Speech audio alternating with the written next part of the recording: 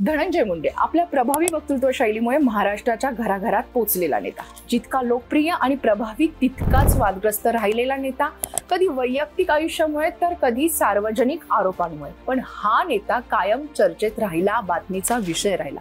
मात्र मस्साजोगचं क्रूर प्रकरण झालं आणि धनंजय मुंडे पूर्णतः बॅकफूटवर गेले, इतके की त्यांच्या मागे आता भिंतच आहे। कधी काही महाराष्ट्राचं भविष्य वाटणारा हा नेता आज राजकीय दृष्ट्या मागे पडलाय, पण धनंजय मुंडे याच अवस्थेत आणखीन किती दिवस राहणार, ही चर्चा आता सुरू झाली आहे। म्हणूनच प्रश्न पडतो, धनंजय मुंडेंचं राजकीय भवितव्य काय? आणि याच विषयावर आज आपण सविस्तर चर्चा करणार आहोत आपल्या विश्लेषण वाइब या YouTube चॅनलवर। नमस्कार, मी सायली नलवडे कविटकर। आपण पाहत आहे विश्लेषण वाइब। 2014 साली महाराष्ट्रातील आघाडी सरकारच्या सत्तेला सुरुंग लागला आणि भाजपचे सरकार महाराष्ट्रात पहिल्यांदा आलं।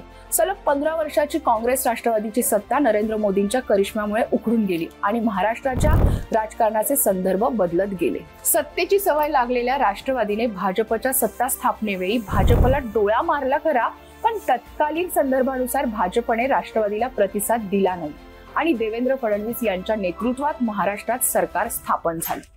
सुरुवातीचे काही दिवस गेल्यानंतर भाजप सरकार विरोधात राष्ट्रवादीने रान पेटवण्याचा प्रयत्न केला।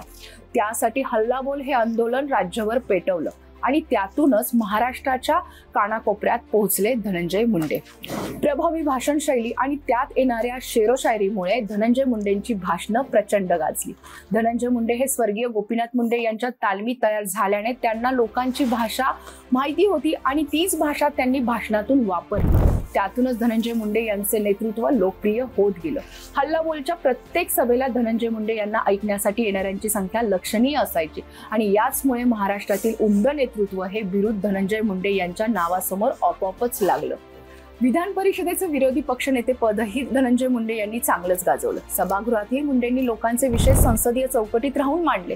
आधी प्रभावी नेता आणि मग अभ्यासू नेता अशी प्रतिमा कमवण्यात यशस्वी झाले। शिवाय अनेकांना मागे टाकून ते राष्ट्रवादीचा प्रमुख चेहरा बनले। मुंडे ओबीसी प्रवर्गातून येत असल्याने राष्ट्रवादीलाही छगन भुजबळांशिवाय दुसरा नेता मिळाला।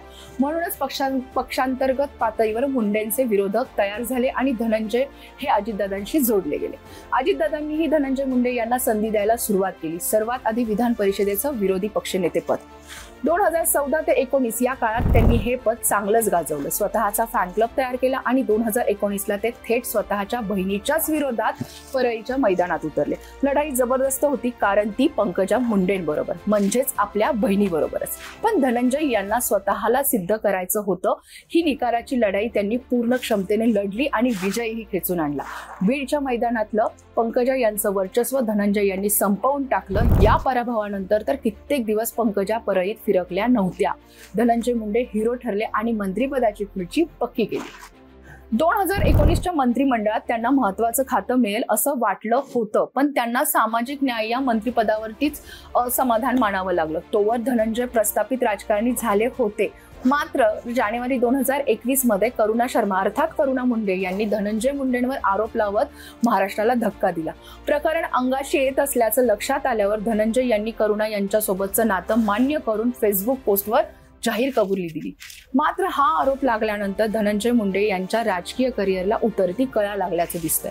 करुणा मुंडे यांनी आरोपांवर आरोप करत मुंडेंना बेजार केलं। तोवर उद्धव यांचं सरकारही कोसळलं। मात्र या काळातही धनंजय अजितदादांसोबत राहिले। दादांनीही धनंजय यांना साथ दिली।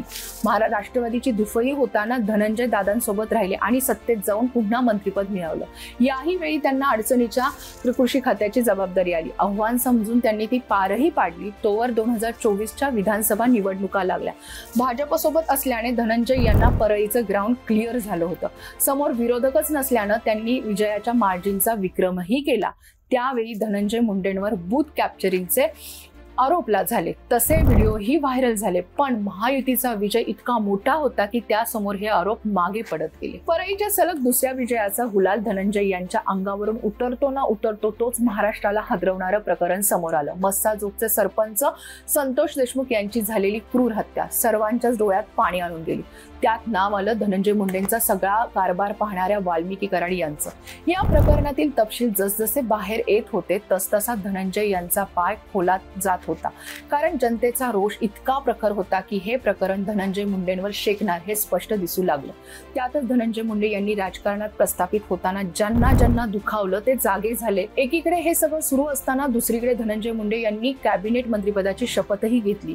प्रकरण अंगलट येणार आहे हे माहीत असूनही दिली गेलेलं हे मंत्रिपद न उलगडणारं कोडच ठरलंय। पुढे या प्रकरणातील चार्जशीट मधील काही पानं सोशल मीडियावर व्हायरल झाली आणि धनंजय मुंडेंच्या राजीनाम्याशिवाय मुख्यमंत्री देवेंद्र फडणवीस यांच्याकडे पर्याय उरला नाही आणि तिसऱ्यांदा मिळालेलं मंत्रिपद धनंजय मुंडे यांच्यासाठी औटघटकेचं ठरलं। 2025 या सालचा विचार केला तर साल त्यांच्यावर संकटांची मालिका घेऊनच आलंय। कोणतीही राजकीय परिस्थिती ही कायमची नसते, ती टप्प्याटप्प्यानं बदलतेच। पण हा ठोकताळा धनंजय मुंडे यांच्या बाबत इतका सहज लागू होणार नाही, कारण त्यांची डागाळलेली प्रतिमा, राजकीय जीवनात वावरताना तुमची प्रतिमा हा सर्वात महत्त्वाचा भाग असतो। मात्र याची काळजी घेण्यात धनंजय मुंडे कमी पडले असा निष्कर्ष सहज काढता येतो। आता मंत्रिपदावर पाणी सोडावं लागलेल्या धनंजय मुंडे यांचा पुढचा प्रवास नक्कीच खडतर आहे, कारण धनंजय मुंडेंच्या या प्रकरणाचा परिणाम राष्ट्रवादी पक्षावर म्हणून काहीही झालेला नाहीये। त्यातच ओबीसी असलेल्या धनंजय यांच्या बदल्यात भुजबळांसारखा मातब्बर नेता मंत्रिमंडळात घेऊन अजितदादांनी सोशल इंजिनिअरिंगचा समतोल हिरा साधलाय। पण यात नुकसान झालंय ते फक्त आणि फक्त धनंजय मुंडे यांचंच। पण धनंजय मुंडे यांच्याकडे अजूनही मजबूत जनाधार आहे। राजकारणात प्रतिमेसोबत आकड्यांना आणि तुमच्या उपद्रवी मूल्यांनाही महत्त्व असतं, पण त्यांच्या समोर आव्हानंही कमी नाहीयेत। खंडणी आणि हत्या प्रकरणातील आरोपांचा तपास सुरू आहे, प्रकरण कोर्टात प्रलंबित आहे आणि म्हणूनच हा निकाल धनंजय मुंडे यांच्या भवितव्यासाठी महत्त्वाचा ठरणारा आहे। याशिवाय मराठा ओबीसी वाद आणि राष्ट्रवादीचं पक्षांतर्गत राजकारणही त्यांच्यासाठी अडथळे ठरू शकतं। तरीही त्यांचा अनुभव आणि जनतेतील पकड पाहता ते पुन्हा जोरदार पुनरागमन करू शकतात, असंही काही विश्लेषकांचं मत आहे। पण त्यासाठी काही काळ वाट पाहावी लागणार आहे। धनंजय मुंडे यांचं राजकीय भवितव्य हे त्यांच्या कायदेशीर आणि राजकीय लढाईवर अवलंबून असलं तरीही एक गोष्ट नक्की आहे, ती म्हणजे महाराष्ट्राच्या राजकारणात धनंजय मुंडे यांचं नाव अजूनही चर्चेत आहे आणि ते कायम राहणार आहे।